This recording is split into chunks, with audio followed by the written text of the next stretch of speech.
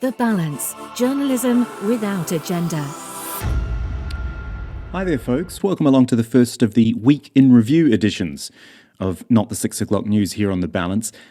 The idea being that in addition to the Monday to Thursday editions where we take one story and a current headline and really give you a lot more context and background as to why that story matters and why it's in the headlines, this is more of a sort of informal Friday chat, wrap up the week, revisit the story, see if they've moved on at all, and have a bit more of a chat and a bit more commentary about what the story was and indeed why we did the story.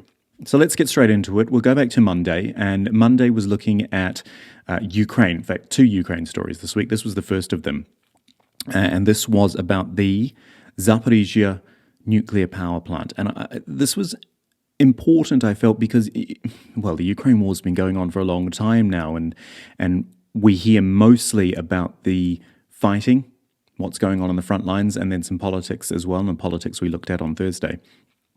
But ticking along in the background all the time, and certainly in my head as well, is this nuclear power plant. It is the biggest nuclear power plant in Europe. It is barely operating, and if it has any sort of major power failure, and it does have them, but if it has a full power failure, what this story was telling us is that we could be looking at actual nuclear meltdown scenarios in line, if not worse, with what happened in Fukushima in Japan. The Times in the UK actually did this story on the ground, some very good reporting on it, and a good reminder as well that this is always there. And in addition to the frontline fighting, the humanitarian issues, the political issues, you have got, not to get too alarmist, but you have got a sort of ticking time bomb in the form of the nuclear power plant. All right, Tuesday, the Iran-US prisoner swap.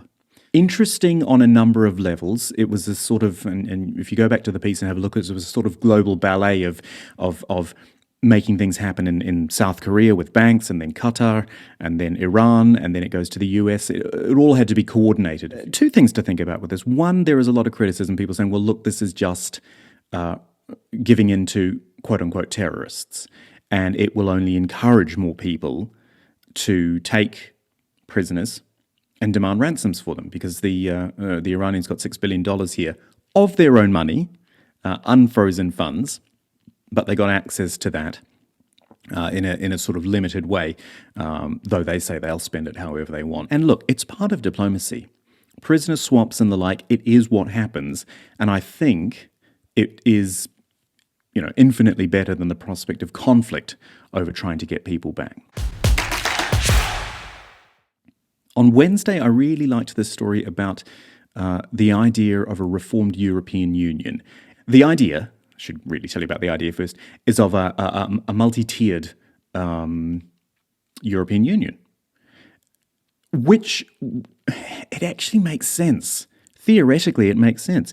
You have, across Europe, pro-Europeans, Eurosceptics, people who believe in greater integration, people who don't like the idea of Europe expanding further and further, people who don't like the idea of European laws overpowering their own domestic laws. If you think of it as like an inner circle there and then different layers going up from there, the inner circle can be the ones who really care about Europe and want that greater union and believe in the European idea.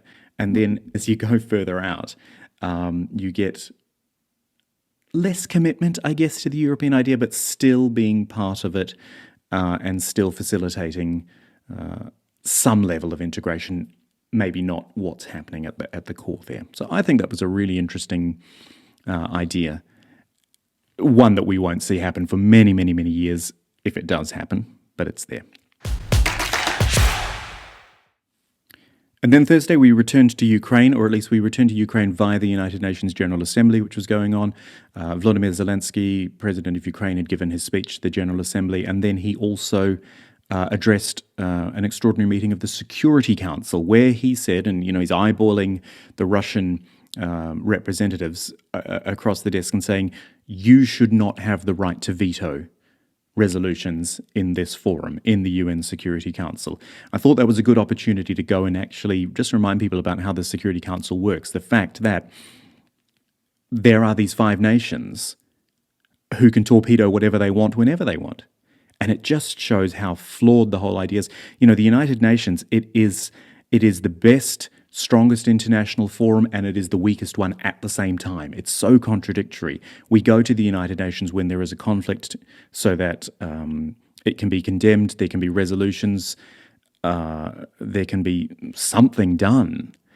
And then suddenly something can't be done because one country or 2 countries decide they don't want to. I find it interesting that the Secretary General of the United Nations himself, Antonio Guterres, has said Security Council doesn't work for the world we live in today. But he's so hobbled, the whole organization is hobbled because it can't get reformed through without the agreement of all these powerful countries. It's a shame because the UN does so much good work, obviously. It does so much important work with peacekeeping and humanitarian work and diplomacy. And then when it gets to the top levels, it can all just fall apart. So that is it, the Week in Review through the lens of Not the 6 O'Clock News. Do subscribe on YouTube. You can get the video whenever it goes up there, and it's also going up on Twitter, X, and Instagram and Facebook as well.